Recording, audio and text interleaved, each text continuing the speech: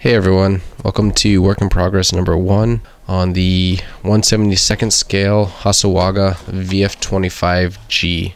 So when I saw the production photos of this kit, which is what you see on the side here, I instantly knew I just had to have this kit. The production photos make it look so gorgeous, and hopefully I can paint it half as nice as what they have here. And looking around YouTube, I didn't see any build videos of this kit, and that would have been really helpful for me. Since this kit isn't really what I build a lot. I've sort of built a couple of these kits, I just haven't actually been able to finish them. I've always kind of struggled through them. Looking at this kit, it's pretty straightforward. A lot of the striping and stuff is done with decals. There should be some masking on the cone here and on the canopy section here. There shouldn't be too much masking, we'll see. We can take a quick look at the contents. I've already opened this, so just try to imagine this stuff is bagged up.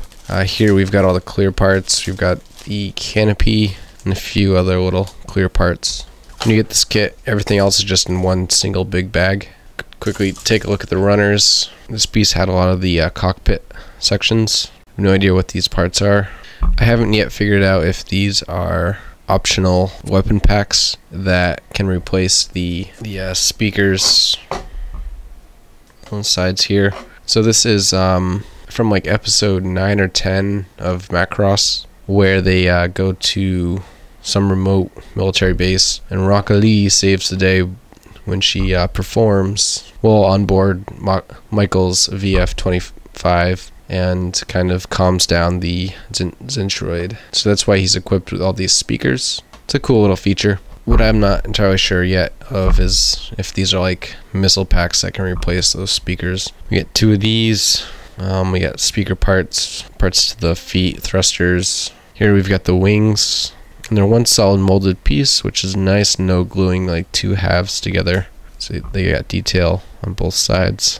Here we've got Michael, some landing gear.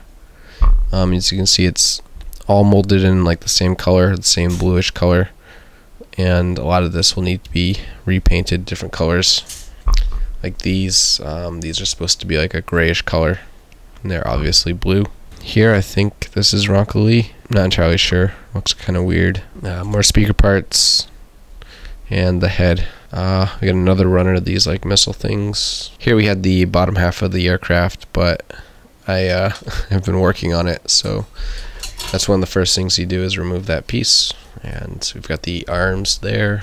The rifle, it's just 2 halves that get sandwiched together and a couple little parts that go on the front parts.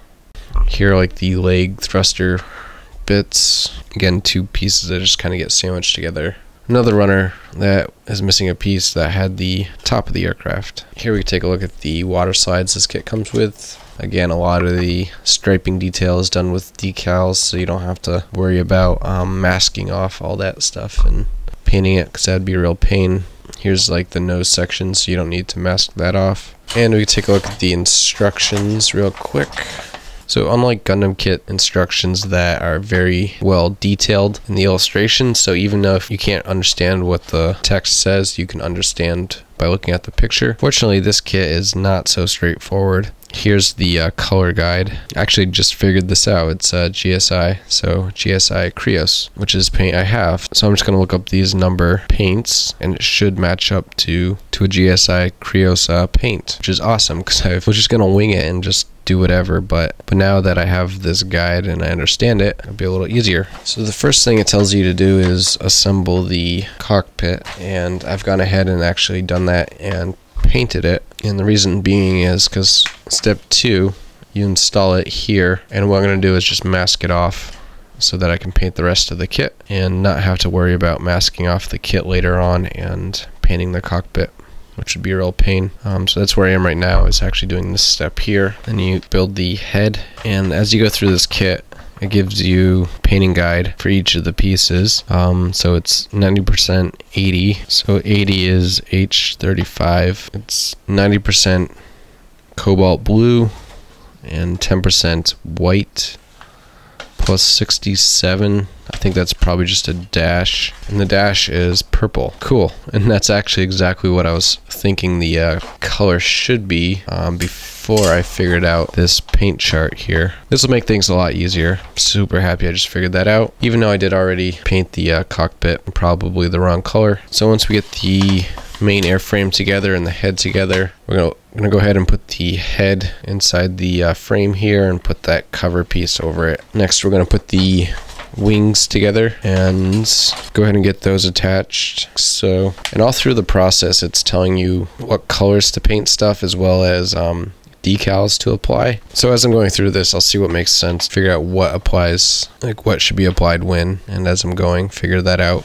Next we flip over the aircraft and put on the arms on the bottom side here, do a little pre-assembly there, get the hands in place as well, and get the cover over those. It's tricky because you are gluing in everything. There are no pegs that snap these into place. There are some alignment pins, but they don't hold the pieces, so you have to glue everything. Alright, from there we're gonna go ahead and start to assemble the intakes, I believe. I'm gonna get the legs together. It's showing you some decals to apply and some pieces to paint different colors. I do not know what the star means yet. I need to figure that out. And then we got our leg assemblies here, and here we've got the option of either putting on the landing gear cover or putting the landing gear open, which is what I'm going to be doing, I believe. Here's how to assemble the landing gear, all the colors you need to paint stuff. Same thing for the other foot. Okay, here is the thruster part.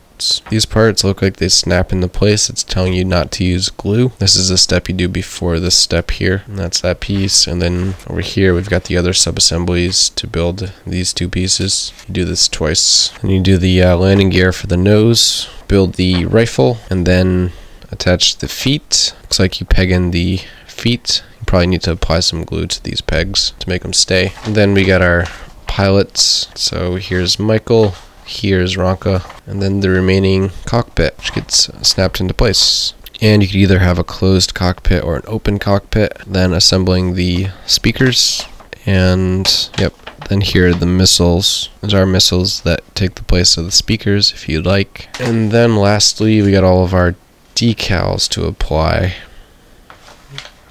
They're quite a bit. So many opportunities to screw up.